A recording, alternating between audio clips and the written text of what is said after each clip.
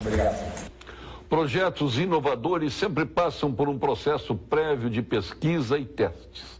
Para discutir estas novas tecnologias e contribuição dos centros de pesquisa em biomassa para o desenvolvimento da cadeia do biogás e do biometano, acompanharemos um resumo do debate realizado no fórum e que você vai acompanhar agora aí no seu vídeo.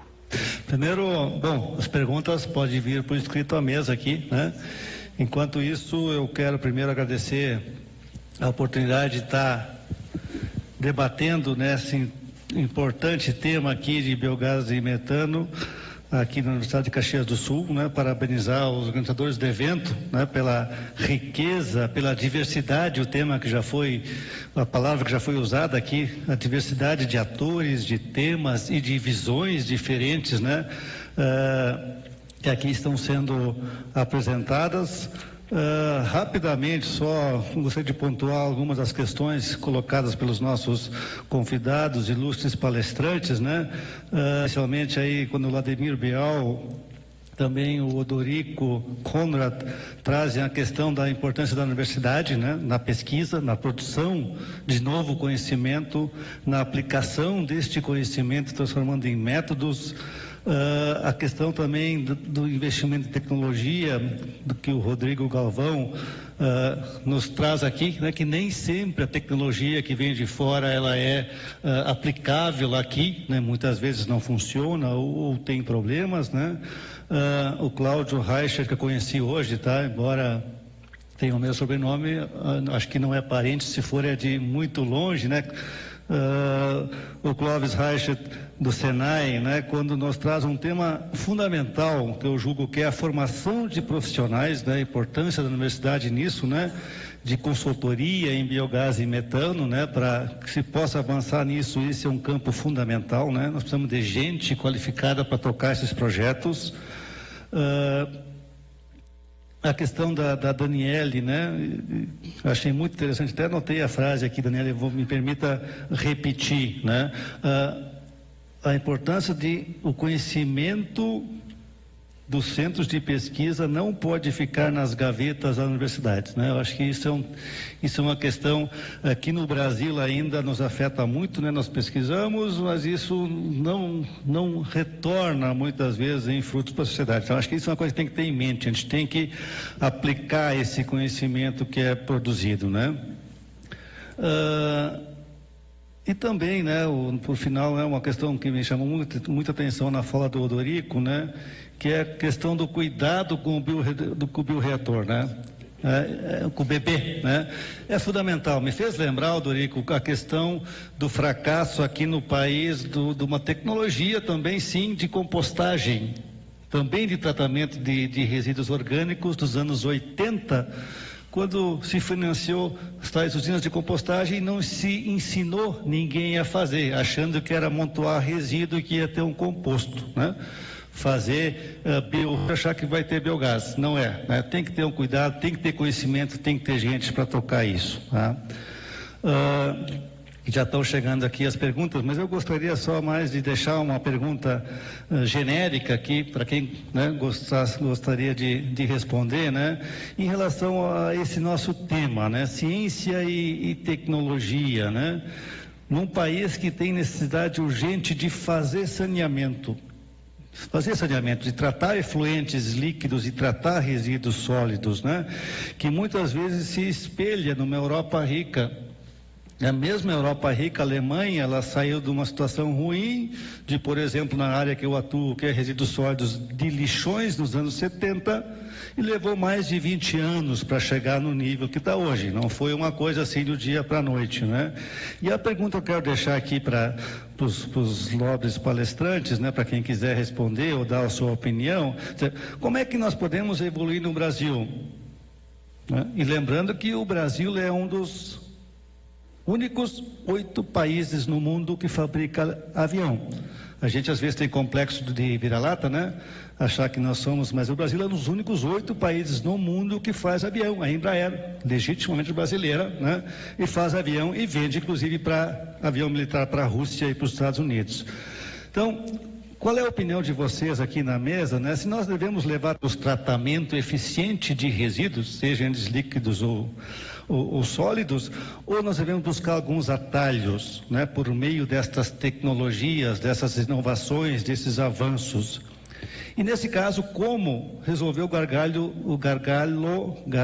do financiamento, dos custos, da sustentabilidade financeira, né? Como é que nós fazemos isso? Nós investir em tecnologia e ao mesmo tempo a questão da sustentabilidade econômica. Ou é possível avançar tecnologicamente com tecnologia de baixo custo? Então, enquanto chegam as perguntas aqui, vamos fazer uma primeira rodada. Quem gostaria de responder, por favor, Vladimir.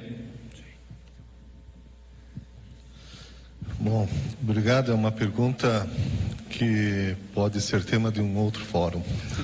A resposta não é simples, né? Mas eu creio que,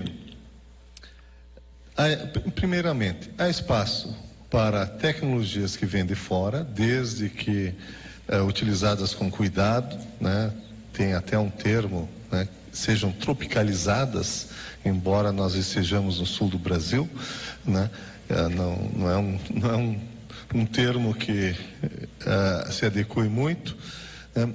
E uma outra questão que aí nós perdemos feio para os países mais desenvolvidos é a aproximação indústria-universidade, né? Não vamos aqui saber quem é o culpado, quem é o mais culpado, né?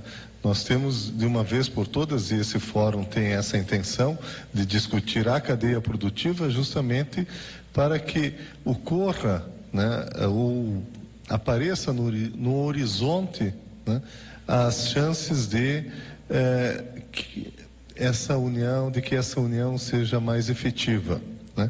Então, quando houver, né, e creio que a bola está quicando na área e o goleiro caído, né?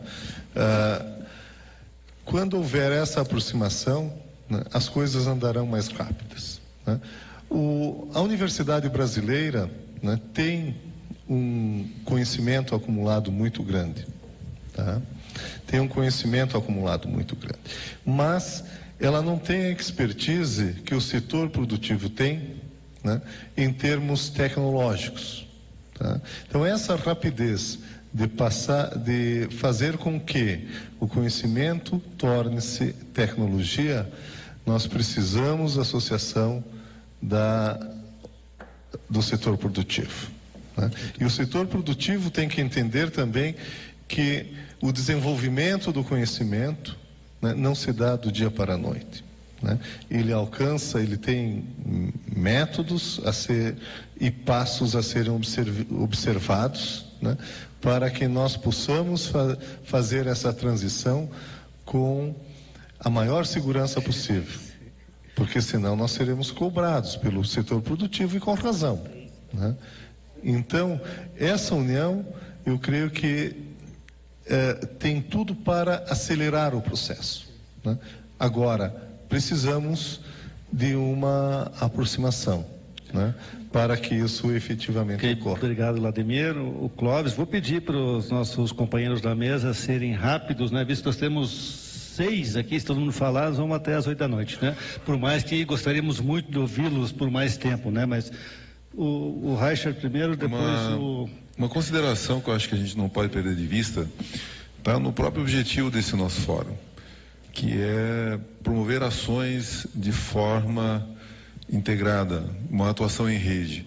Se nós formos olhar o aspecto, por exemplo, do programa de saneamento no Brasil, que está totalmente atrasado, a maioria das prefeituras não entregaram ainda seus planos de gestão de resíduos, nós temos aqui uma oportunidade.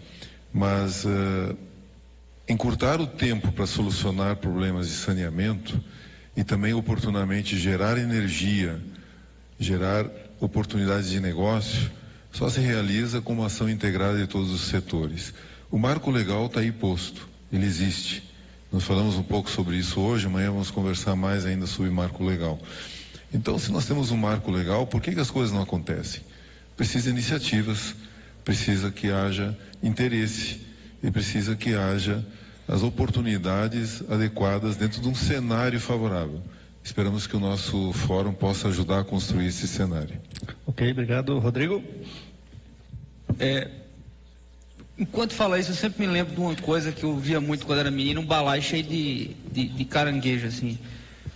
Você já viu um balaio cheio de caranguejo? O caranguejo nunca cai, nunca sai, não sai um caranguejo. Porque quando não está saindo, o outro vai lá e puxa. Então, o que os colegas aqui falaram é uma coisa espetacular, assim. Tem que ter cooperação, tem que deixar o ego de lado, sabe? A gente tem que trabalhar em cima das convergências e não das divergências. É impressionante como a gente vê dentro do ambiente, seja acadêmico, seja produtivo, seja o que for, a gente se pega com as pequenas coisas, que são as divergências, e esquece os 90% de convergência. Em relação à questão do financiamento, só para fechar, o CEI Biogás ele começou numa situação muito favorável, que era um mantenimento da Itaipu Nacional. E o desafio que foi colocado para a gente assim, Rodrigo, vocês têm que, em 5 anos, estar sustentável financeiramente. Eu fiz, eita, agora o bicho pegou, né? Porque como é que o mercado está se desenvolvendo, como é que a gente vai fazer isso? Esquece o ego, senta com o produtor, senta com a cadeia produtiva, vê o que é que precisa ser feito. E esse ano a gente celebrou uma coisa, né? Em 3 anos de instituição, no 3º ano, a Itaipu se comprometeu em colocar um valor fixo por ano. No 3º ano, 60% dos recursos da nossa instituição, que é sem fins de lucro, são externas.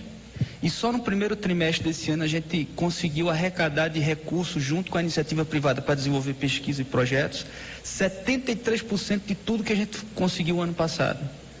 Então, as possibilidades tem, o que a gente precisa como eu falei, cooperação, ego de lado e foco no desenvolvimento. Para mim é bem claro e bem clássico isso, né? Tem que ter uma necessidade de energia, essa energia tem que custar um valor considerável, precisa ter dejetos ou substratos para serem tratados, né? Tem que ter uma legislação pertinente com relação a isso, e esses 2 segmentos, de certa forma, vão fazer em algum momento que a coisa ande muito, muito mais rápido do que está andando, né? Eu até estou dizendo que está indo, mas a gente também tem a ansiedade de que seja mais rápido ainda. Então, a questão da necessidade energética que foi apresentada aqui, o valor da energia, é fato hoje, a tendência é aumentar cada vez mais, e aí as novas regras de destinação de substratos ou dejetos que a gente está comentando no presente momento, vão fazer com que o tempo seja muito mais curto do que a gente está esperando na área de saneamento básico, principalmente na área de dejetos ou voltado para a área de saneamento, que seria efluentes e assim por diante, né? Ok. Temos 2 perguntas aqui, vou fazer rapidinho aqui de novo para o Dorico, tá? Depois eu passo a palavra para a Daniele. Dorico, acho que isso aí você pode responder, se alguém mais quiser contribuir, mas quais são os processos empregados para o tratamento de purificação de biogás? Por exemplo, dessulfurização, secagem, remoção de CO2, etc. Não tem nome de quem fez. Tá. Mas purificação, a gente teria aí alguns processos que a gente está trabalhando aí especificamente agora, que a gente vai trabalhar com o sistema PSA, mas já está sendo utilizado e foi utilizado lá na Ecocito, o sistema de lavagem também PSA, tem um sistema de membranas ainda. Mas eu sempre tenho que deixar meio que frisado isso, que purificação de biogás é interessante quando a gente fala em escala. Eu não posso pensar em colocar um purificador de biogás para fins de utilização como combustível veicular se uma produção de biogás é pequena. Aí entra a questão da remoção de H2S, né? Aí a remoção de H2S, aí tem outros sistemas. Tem um sistema que o pessoal até injeta o oxigênio no próprio reator, em escalas controladas, obviamente, né? E os sistemas mais, eu diria assim, triviais que a gente tem no mercado aqui para remoção, para reduzir principalmente o problema com relação à corrosão de motores, né? Aí sim já eu acho que é interessante pensar e visualizar uma maneira de controlar o sistema do H2S no biogás, porque ele é prejudicial. E os custos, com certeza, são bem mais interessantes. Uma última pergunta aqui, acho que da Reden Cruz, da Romgás. Imagino que quem possa responder, Daniele, já que é uma provocação aqui ao nosso governo estadual. Quando as autoridades buscam novas tecnologias e recursos no exterior, como o caso do Japão, agora da missão no governo para o Japão, pode significar desconhecimento do potencial local? Bom, Do meu ponto de vista, em momento algum se considera comum um efeito negativo, ou seja, negligenciar o conhecimento local. Eu acredito que é pelo contrário. Eu acho que a participação estrangeira de países que já possuem uma tecnologia mais avançada que a nossa, eu acho que, na verdade, ela passa uma confiança para quem realmente, ou para, no caso, os brasileiros, para quem vai estar auxiliando naquele desenvolvimento. E exatamente aqui entra a questão que eu ia comentar antes, né?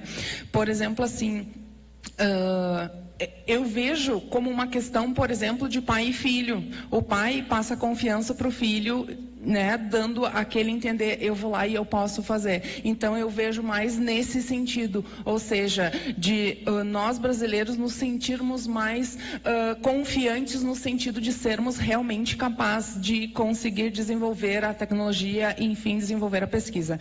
E aí entra uma questão que é o que eu ia comentar, é a seguinte: lá na secretaria eu sou analista técnica de projetos, tá? Então, como eu sou da área técnica, eu me foco exatamente nos critérios técnicos e sou bastante, digamos, de certa forma rígida nessa questão. E aí, generalizando, né, existem muitos projetos que são enviados. Os projetos, por exemplo, solicitam R$1 milhão, ou seja, o governador do estado, né, o estado do Rio Grande do Sul vai dar R$1 milhão para um projeto, investir em equipamentos, em laboratório, enfim, né, toda a sua estrutura. E os objetivos do projeto é analisar tal coisa, verificar tal coisa. Gente, R$1 milhão para analisar, com menos de 10% desse valor você manda para qualquer laboratório, né? Terceiriza essa análise e você tem o mesmo resultado. Então, eu acredito, eu não sei exatamente onde estaria o problema, talvez me parece uma pouca confiança dos pesquisadores, quem sabe, por que não almejar mais do que apenas analisar? Analisar, hoje em dia, existem analisadores automáticos que fazem o serviço sozinho. Aonde está o intelecto? Aonde está o desenvolvimento? Aonde está a inovação desses projetos? E aí eu deixo a minha pergunta, né, o meu questionamento para todos. A equipe de reportagem da TV Pampa esteve acompanhando